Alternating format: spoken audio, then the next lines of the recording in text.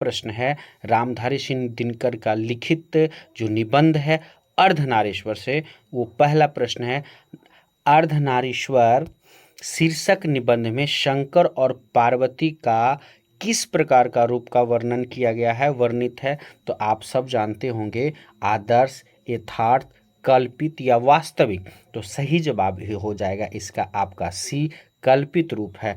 अर्धनारीश्वर का शाब्दिक अर्थ होता है आधा शंकर और आधा पार्वती का अंग, जिसे हम कल्पित रूप के रूप में जानते हैं। चलिए दूसरे प्रश्न की ओर चलते हैं। रामधारी सिंह दिनकर से ही है। रामधारी सिंह दिनकर की रचना निम्न में से कौन है? यह देखिए आपके पाठ्य पुस्तक में संपूर्ण क्रांति भी पढ़ना है, त्रिक्ष भी पढ़ना है, अर्धनारीश्वर भी पढ़ना है और शिक्षा भी पढ़ना है। तो इस रामधारी सिंह दिनकर जो द्वारा लिखी गई रचना जो है संपूर्ण क्रांति, त्रिक्ष, अर्धनारीश्वर, शिक्षा है। तो आपको तो जेहन में आ गया होगा आंसर सी है। रामधारी सिंह दिनकर के द्वारा रचित की गई रचना जो है। अगला है रामधारी सिंह दिनकर किस विश्वविद्यालय में उपकुलपति के पद पर रहे? उपकुलपति के पद पर भागलपुर विश्वविद्यालय, रांची विश्वविद्यालय या आपका पटना पाटलिपुत्र विश्वविद्यालय।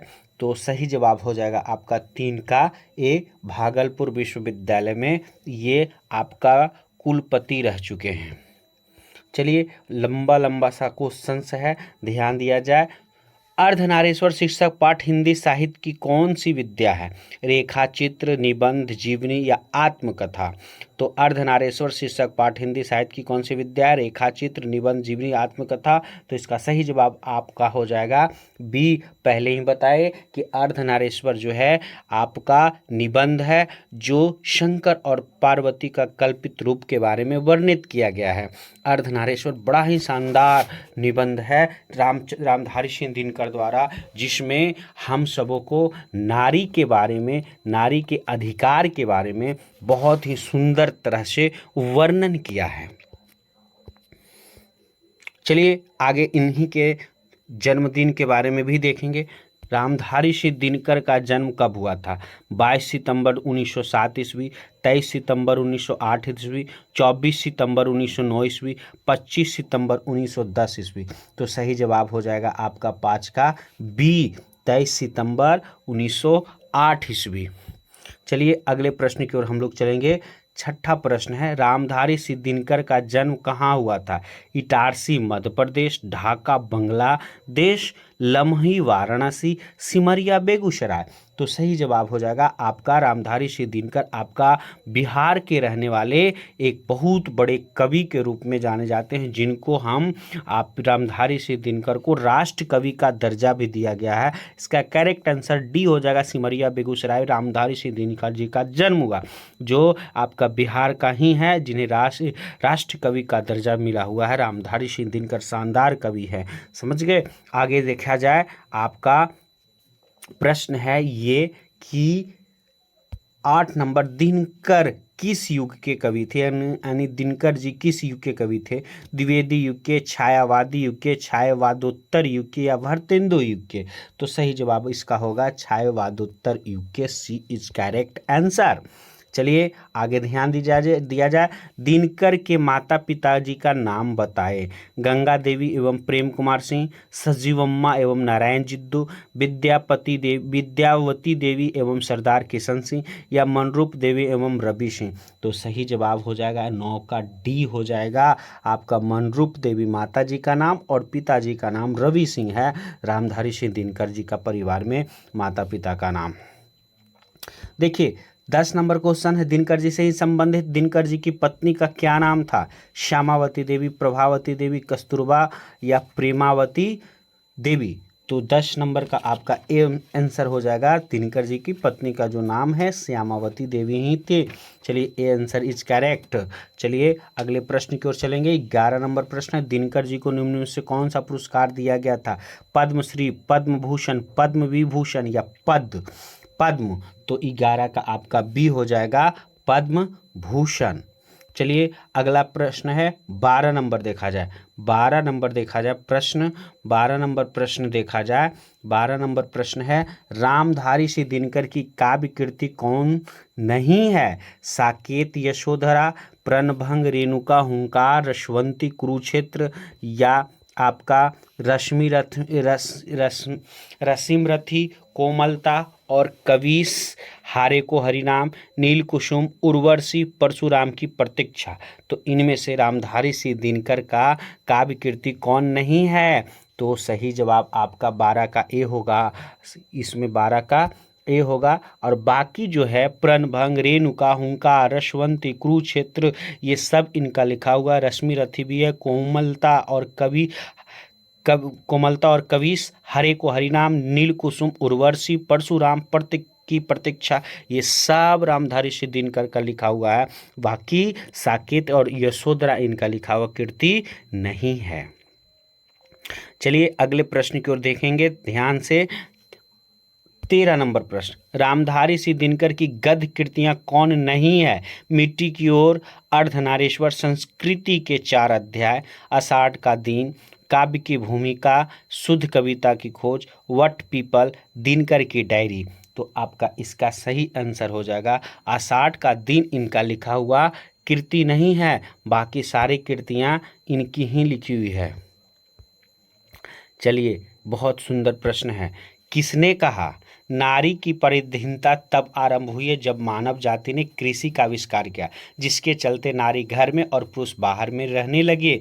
प्रेमचंद्र, दिनकर, रविंद्रनाथ या बर्नार्ड शाह ने?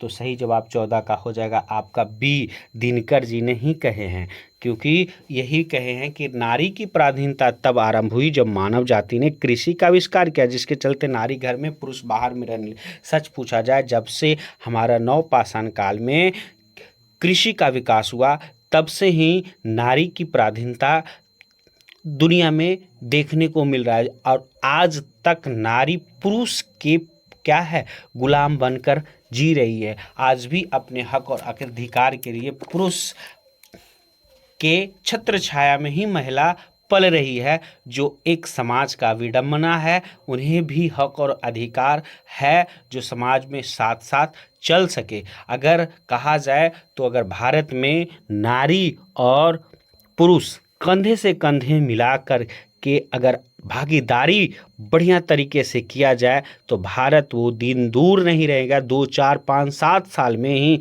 भारत दुनिया का अलग देश बन सकता है।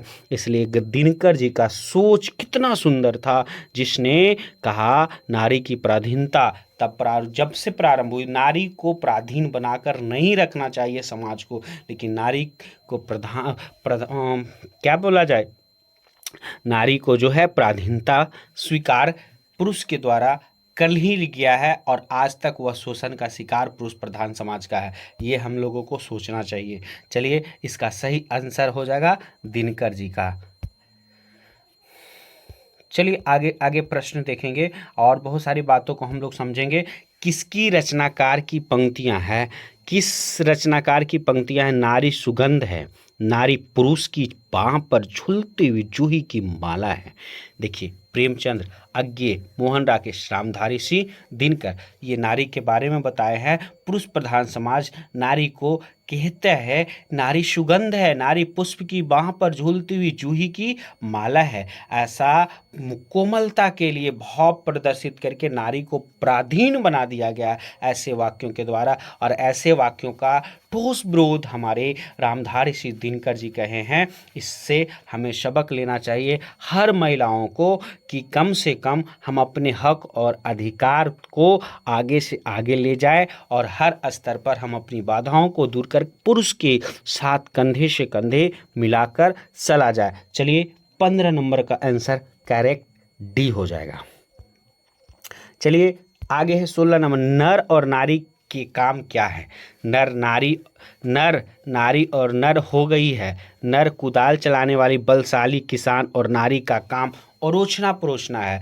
नर चाय बनाता है, नारी खाना पकाती है। नारी नौकरी करती है, नर खाना बनाता है। तो इसके लिए क्या बताया, कौन नर और नारी का क्या काम है? तो सही जवाब इसका हो जाएगा 16 का बी होगा। नर कुदाल चलाने वाला बलशाली किसान और नारी का काम अरोचना परोचना है। ये भी देखिए, नारी को क्या है, अलग थलग रखने के लिए एक सोची समझी समाज का चाल है, जो नारी को हमेशा क्या है, पराधीन बनाने का कार्य होता है। नर को कुदाल चलाने वाला बलशाली बता दिया गया और किसान को नारी का काम अरोचना और परोसना कह दिया गया है। सिर्फ क्या है, इतना ही भर नारियों को बताया गया है। अगला 17 नंबर प्रश्न है, कामिनी तो अपने साथ क्या लाती है? शांति लाती है। किसके लिए? खाली जगह को भरना है। विश्रामनी, गामिनी, यामिनी या साइनी? तो कामिनी हमेशा अपने साथ यामिनी की शांति लाती है, यानी 17 नंबर का करेक्ट आंसर सी हो जाएगा।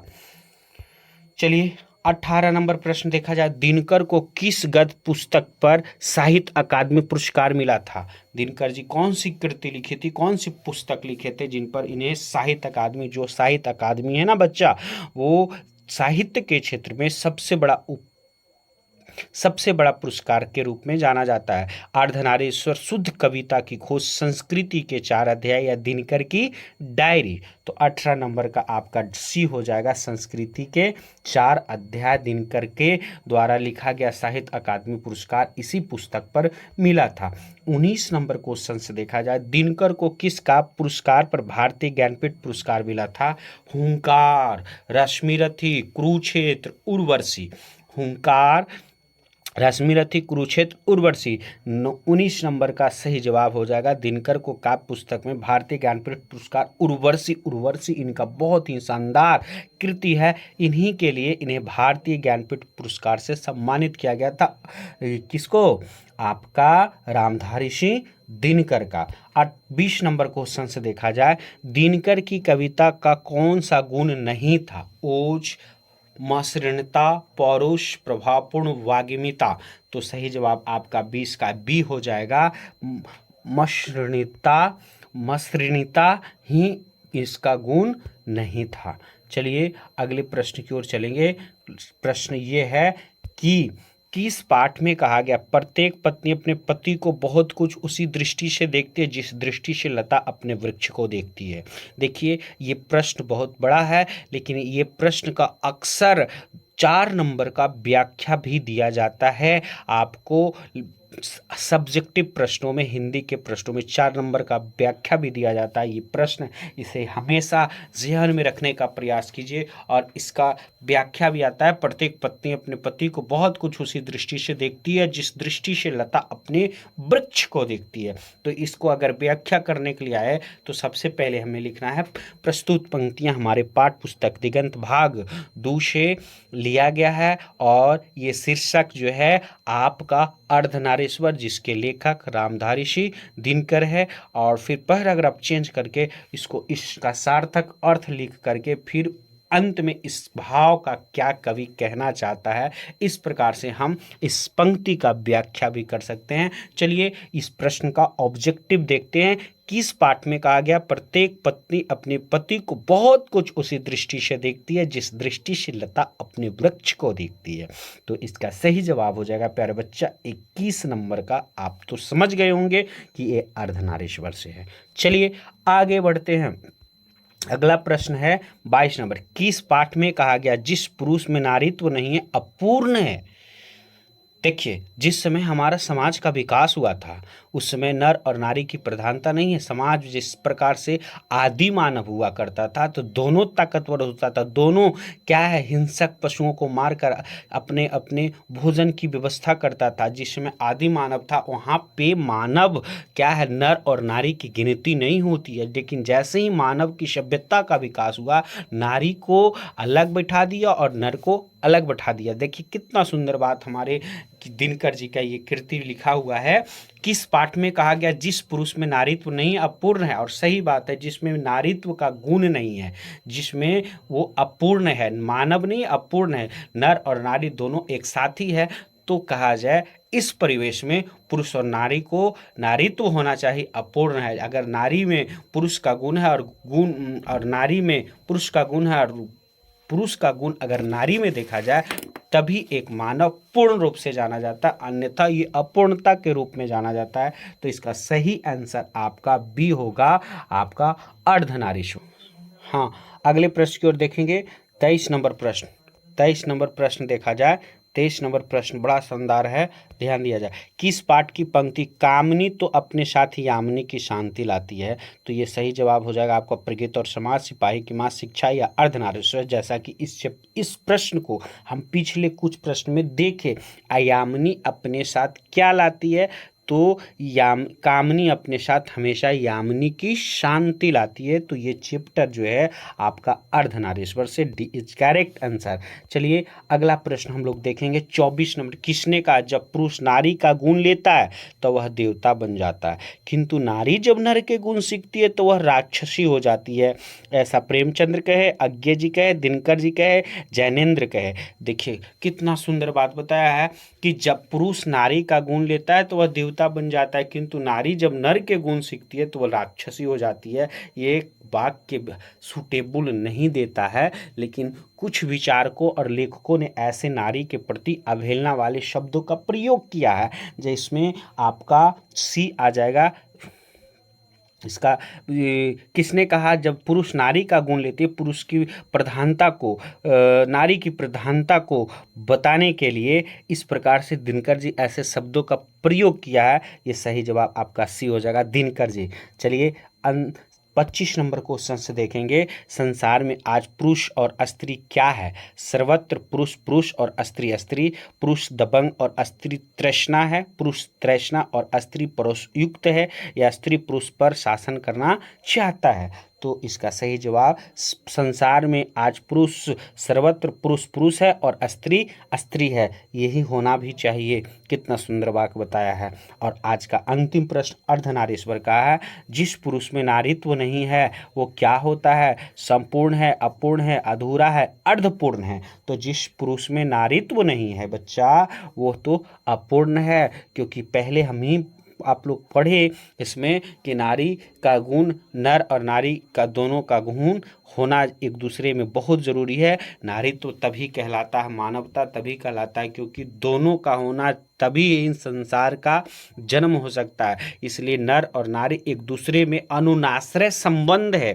जब तक नर और नारी क्या है, आपस में मिल जुल करके एक का दुख दूसरा और दूसरा का दुख ये नहीं हल करेंगे, तो फिर नारी और नर में कोई अंतर दिखने को नहीं मिलेगा। समाज में ऐसी विडंबनाएं बेकार पड़ी रह जाएगी। इसलिए नर और नारी एक समान, जिस प्रकार से शंकर और पार्वती जो कल्पित रूप है, आधा अंग शंकर और आधा अंग पार्वती का है, वो रूप देखने को नहीं मिल सकती। इसलिए जिस पुरुष में नारीत्व नहीं है वो अपूर्ण है, मानव नहीं है, आधा है ना।